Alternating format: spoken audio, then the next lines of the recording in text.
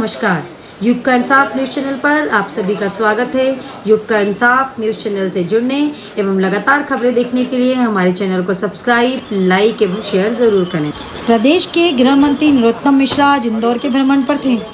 उन्होंने police control room में corona को लेकर किए जा रहे प्रयासों एवं इंदौर के हालातों को लेकर पुलिस के वरिष्ठ अधिकारियों एवं जनप्रतिनिधियों के साथ समीक्षा बैठक की। बैठक में जल संसाधन मंत्री तुलसी सिलावट, सांस्कृतिक मंत्री उषा ठाकुर, सांसद शंकर लालवानी, विधायकगण एवं संभाग आयुक्त डॉक्टर पवन शर्मा, आईजी हरि नारायण चारी मिश्र, कलेक्टर मनीष सिंह, डीआईजी मनीष कपुरिया एवं पुलिस के अन्य अधिकारी मौजूद थे। बैठक में गृह मंत्री श्री मिश्रा ने कहा कि इंदौर में पॉजिटिव केस के मामले में स्थिरता आई है और हम जल्दी ही इस पर काबू पा लेंगे।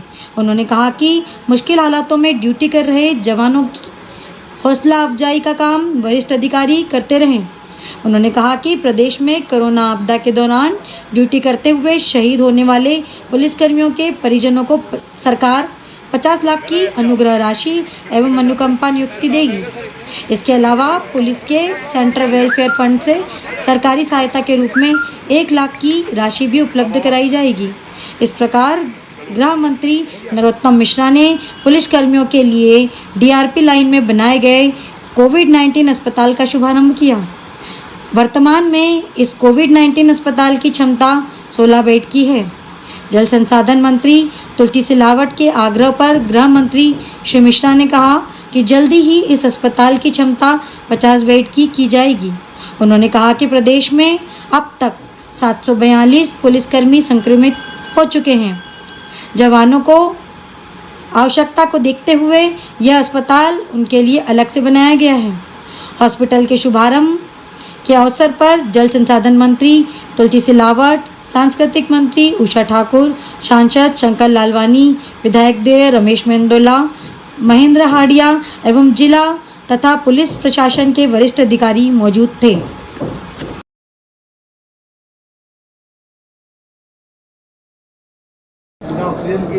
अभाव में चले गए क्या इलाज नहीं मिल रहा? नहीं, पूरा सम्मानित पत्रकारों के इलाज की चिंता की जाएगी। हमारे दो मंत्री बैठे हैं, विधायक सांसद बैठे हैं। अगर कोई नहीं हो, मैं तो उठाता ही हूँ। ऐसा कोई है इनमें से जो कहे मेरे को फोन लगाएगा? ऐसा नहीं करो आप, ऐसा ना कहो आप। मैं आपसे जो कह रहा हूँ, अब जैसे ये प्रेस में बैठे हैं तो कैसे फोन, मैं भी नहीं उठा रहा, मेरी घंटी बज रही है। अब ये है ना, चालू हालत में तो है, पर जब निकल के फिर बाद में लगाएंगे। मैं ये नहीं कह रहा, पर हम मिल सकते हैं। पर ऐसी कोई बात आए तो बताओ, हम जनसंपर्क में भी ऐसी व्यवस्था कर देते हैं। हम नहीं कोई भी क्यों छुपाएगा आंकड़ा? वैसे ये बताओ, कोई भी क्यों छुपाएगा? ये महामारी है, ये कोई दंगे में नहीं मर रहे हैं लोग। ये प्राकृतिक आपदा है, ये मध्य प्रदेश में नहीं है, ये पूरे देश में है। ये पूरे देश में नहीं है, पूरे विश्व में है। तो ये आंकड़ा कोई भाई, एक साइकिल है उसकी। आप जो भी देखने वाले हो वो सामने स्मशान भूमि को देखते हो, लेकिन यहाँ पर प्राइवेट अस्पताल से वो सरकारी अस्पताल में आएगा, सरकारी अस्पताल से आंकड़ा डीन के यहाँ आएगा, डीन के यहाँ से एसडीएम, एडीएम, कलेक्टर के यहाँ आएगा और हम विधिवत जारी करेंगे। इस साइकिल में समय लगता है। आप तात्कालिक चाहते हो जो वहाँ है वो यहाँ आ जाए। सरकारी कागज की यह चलने की एक प्रक्रिया होती है और यहीं से भ्रम पैदा होता है। मेरी प्रार्थना है, आपके भ्रम लोगों में भय पैदा कर देता है। मैं हाथ जोड़ रहा हूं आप सबके, लोगों में भय पैदा मत करो। कोरोना के कारण जैसे ही होता है, परिवार तो परिवार, रिश्तेदार भी भयभीत हो जाते हैं। तो और इधर व्यक्ति को कोरोना होता है, बाकी के परिवार के लोग रेमडेसिविर ढूंढने निकल जाते हैं। इससे शॉर्टेज बढ़ जाती है, वो ला के घर पे रख लेते हैं। जबकि रेमडेसिविर लगना जब चाहिए जब 50% या 40% से ज़्यादा इन्फेक्ट हो अंदर, लेकिन वो घर ला के रख लेते हैं। अथवा ब्लैक की बात करने लगते हैं, कितने में भी मिले दिलवा दो। अब ये जब स्थिति आएगी तभी तो हमारे प्रजातंत्र के चौथे स्तंभ मीडिया की जरूरत पड़ेगी। तभी तो आपको ये भ्रम दूर करना चाहिए। बढ़ रहा है, लेकिन ग्रामीण क्षेत्रों में जो वैक्सीन है और जो इंजेक्शन है वो पहुंच नहीं पा रहे। बड़ी दुखद स्थिति है ग्रामीण क्षेत्रों में। मैंने इसीलिए बताया कि एक तो या तो आप एग्जाम्पल दो कि इस गांव में मांगा गया और नहीं पहुंचा, पहली बात। मैं ऐसा नहीं, गांव का नाम लो। मेरे पास में हमारे 5 लोगों की समिति है गांव में। इलाके की स्थिति है। 200 लोग, मेरी बात सुनो दीदी, जनप्रतिनिधियां बहुत ताकतवर मंत्री हैं दीदी, इंजेक्शन की दीदी बहुत ताकतवर मंत्री है, मैं बता रहा हूं, नरोत्तम जैसे कई लोगों को डांटती रहती है। मऊ में 200 इंजेक्शन की जरूरत थी, एक इंजेक्शन। अरे मैं ग्रामीण की बात कर रहे हैं, महू शहर है। मऊ ग्रामीण में आया सर। सबसे ज़्यादा वैक्सीन खरीदने का फिर से ऑर्डर दिया है ताकि 18 वर्ष से ऊपर। गृह मंत्री नरोत्तम मिश्रा ने कहा कि पुलिस कोविड सेंटर में 30 बेड की व्यवस्था है। मंत्री तुलसी सिलावट की अनुशंसा पर भविष्य में इसे 50 बेड का किया सिलावट जाएगा। जी ने इसको 50 कहा था तुलसी भैया ने, इसकी संख्या 50 तक की जाएगी। अभी हमारे 111 जवान इन्फेक्टिव ने कुल 742 हो चुके हैं, इसमें से 5 अभी आईसीयू में है, वो 4 ठीक होने की स्थिति में, एक थोड़ा सीरियस है। ये हमारे जवानों के लिए अलग से बनाया गया है। रात दिन वो सड़क पे खड़े हुए हैं, हम सबकी हिफाजत में खड़े हुए हैं, इसका उद्घाटन किया। लेकिन आम जनता रोज बेड को लेकर तलाश रही है, हॉस्पिटलों में बेड नहीं है। इंदौर कई हॉस्पिटल आज समस्या है, स्वाभाविक सी बात है, एक साथ इतने पेशेंट निकलने का नहीं था। पर अब मध्य प्रदेश के अंदर जैसे आज 13,000 कुछ पेशेंट मध्य प्रदेश में आए हैं और 12,000 डिस्चार्ज होके ठीक होके गए भी हैं। मतलब अब एक रोटेशन पे आ रही है गाड़ी। जैसे आपने ऑक्सीजन की किल्लत 8 दिन पहले देखी होगी, थोड़ा राहत आई है। यहाँ भी इंदौर शहर में भी स्थिरता आई है बढ़ने के क्रम में, और इसलिए मैं मानता हूं कि अगले 1 हफ्ते में जैसा मुख्यमंत्री जी प्रयास कर रहे हैं, स्थितियां सामान्य होंगी। सर लगातार संक्रमित हो रही है, थोड़ा नीचे पत्रकार भी फ्रंट लाइन में लड़ ही रहे हैं आप लोगों को दिखाने के लिए। नहीं, दिखाने के लिए नहीं, वास्तव में लड़ रहे हैं वो। और इसलिए अब हमने सोचा है कि 1 तारीख से जो वैक्सीनेशन है, प्रारंभ में हमारे प्रेस वाले भी, पुलिस वाले भी, स्वास्थ्य वाले भी, सफाई वाले भी, फ्रंट लाइन वर्करों को इस तरह की व्यवस्था पुलिस परिवार को है। कालाबाजारी क्या कहेंगे? कालाबाजारी कोई भी करेगा वो एनएसए में, राष्ट्रीय सुरक्षा कानून के तहत जेल में जाएगा। कोई भी कितना भी बड़ा हो बख्शा नहीं जाएगा। इलाज को लेकर किस तरह से लगातार कम करने के लिए किस तरह की योजना बनाई जाएगी? आगे भी प्रधानमंत्री जी ने जैसी बताई है उसी गाइडलाइन के तहत यहाँ पर की जाएगी। हवाई सेवा के माध्यम से टैंकर जाएंगे और टैंकर आएंगे, रेल मार्ग से भी टैंकर जाएंगे और आएंगे। सर, कांग्रेस के कई विधायक हैं जो लाखों करोड़ों का ऑफर दे रहे हैं इस कोरोना काल में इंजेक्शन वगैरह खरीदने के लिए, लेकिन ऑफर का स्वीकार क्यों नहीं किया जा रहा है? सभी का ऑफर स्वीकार है, पर हमें मालूम है कि ये सारे के सारे ऑफर कागजी हैं। ऑफर क्यों देना है, लिख के दिया हो कलेक्टर को। एक कांग्रेस के विधायक कह रहे थे कि मैंने 5 टैंकर गैस के ऑक्सीजन के हैं, उड़ीसा से उठा लो। अब ये हास्यास्पद बात नहीं है।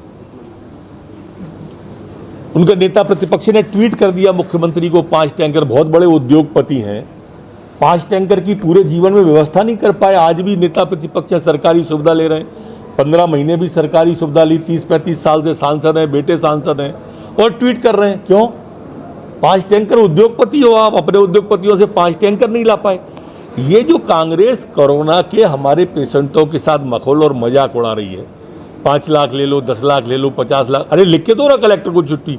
मीडिया को कह रहे हो आप, अच्छी बात है, कहो, पब्लिसिटी कराओ आप, पर क्यों नहीं दे रहे? दो।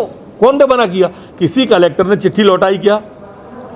देखो, कांग्रेस का ट्वीट करने के अलावा कोई योगदान नहीं है इस आपदा में। माननीय सोनिया जी, माननीय राहुल जी, इनकी आपने फोटो देखी वैक्सीन लगवाते हुए कहीं? दिग्विजय सिंह जी की, अरे ये फोटो ही डलवा दो जिससे बाकी के लोग। आज हम लॉकडाउन लगाएं, जनता कर्फ्यू लगाएं, ये तात्कालिक है। स्थायी इलाज कोविड का वैक्सीन ही है। जिन देशों ने वैक्सीन को प्राथमिकता दी, आज वहाँ पर 80 से 90% नियंत्रण में स्थिति है। हम जो सेलिब्रिटी हैं, हम जो नेता हैं, हम जो जनप्रतिनिधि हैं, हमें चाहिए कि हम इस तरह का योगदान दें। वैक्सीन आई उस दिन से इन लोगों ने विरोध किया, पानी है, किसी ने सुअर कहा, किसी ने भाजपा की वैक्सीन कहा। ये क्या तरीका था? क्या ये विरोध? राजनीति जब करना हो कमलनाथ जी, तब राजनीति करते, अभी 1.5 साल पहले राजनीति का अवसर था ना मध्य प्रदेश में, करना चाहिए थी, किसने रोका था? वैक्सीन पर राजनीति क्यों? आप बताइए, कोई कांग्रेस का उनका पदाधिकारी एक किसी अस्पताल में देखा, किसी कोविड सेंटर पे देखा? ये योगदान है ट्वीट कर दें बिस्तर पर लेट के, ये अच्छा नहीं मानता मैं। आप बता देना फिर। वर्तमान जो संकट है प्राकृतिक, कोविड का, कोरोना का, और जिस तरह से जनता कर्फ्यू, लॉकडाउन तथाकथित में हमारे जवान लगे हुए हैं पुलिस के, आज सभी जनप्रतिनिधि, सम्मानित मंत्रीगण, सांसद जी, विधायक जी के साथ में समस्त अधिकारियों से उनको जो दिक्कतें हैं और शासन के स्तर पर ज़रूरतें हैं, इसके बारे में विस्तार से बात हुई है। ये आप सबको मालूम है कि अभी तक हमारे इंदौर में 724 जवान सेवा करते हुए संक्रमित हो चुके हैं, जिसमें अभी वर्तमान में बाकी ठीक हो गए और 111 अभी वर्तमान में अलग अलग जगह पे भर्ती हैं। 111 में से 106 अच्छी हालत में, 5 आईसीयू में है। जो 5 आईसीयू में है उनमें से 4 ठीक है, पर एक हमारी बहन जिसकी उम्र लगभग 60 के आसपास होगी, वो थोड़ा गंभीर है। प्रार्थना है कि सब ठीक हो जाए। आप सब जानते हो कि जब हम सब लोग घर पर रहते हैं, हमारा पुलिस का जवान घर नहीं जा पाता है, उसका भी परिवार है, उसकी भी अपनी दिक्कत है, उसकी भी अपनी इच्छाएं हैं, लेकिन हम सब के लिए रहता है, चौराहे पे खड़ा रहता है, गली में खड़ा रहता है। तो मैंने अभी कहा है कि उनकी हौसला अफजाई का काम भी हमारे अधिकारी करते रहे, और इसलिए अब तय ये किया है, जो पुरानी योजना थी हमारी, जो कोरोना योद्धा की थी, वो मुख्यमंत्री जी ने पुनः 2 महीने के लिए बढ़ाई है। जो बीमा वाली थी वो भी बढ़ाई है। 50 लाख रुपया अब कोरोना योद्धा जो शहीद होगा हमारा पुलिस वाला, उसके लिए उस योजना को पुनः 2 मास के लिए बढ़ाया गया है। इसी तरह से पुलिस सेंट्रल वेलफेयर से 1 लाख रुपया उसको तात्कालिक सहायता के रूप में भी हमारे पुलिस वालों को दिया जाएगा। ये वेलफेयर पुलिस वालों ने अपने फंड से काट के जो बनाया गया है वो वेलफेयर है। एक बात और मैं यहाँ पर बताना चाहता था, जो मेरे एक जेल विभाग मेरे पास है, ये कोरोना संक्रमण की दूसरी लहर में जो हमारे यहाँ जेलों में संख्या काफ़ी और न्यायालय अभी काम नहीं कर रहे हैं, तो जमानतें लगभग ना के बराबर हो रही हैं। तो जो हमारे दंडित बंदी हैं, अब पूरे प्रदेश के जेलों के अंदर से पुनः जो पूर्व की भांति 60 दिवस का उन्हें अब पैरोल स्वीकृत करने का राज्य शासन तय करने जा रही है। इसमें लगभग 4500 हमारे जो दंडित बंदी हैं, अब वो जेल से रिहा किए जाएंगे और पुनः 60 दिन की पैरोल पर अपने घर जाएंगे।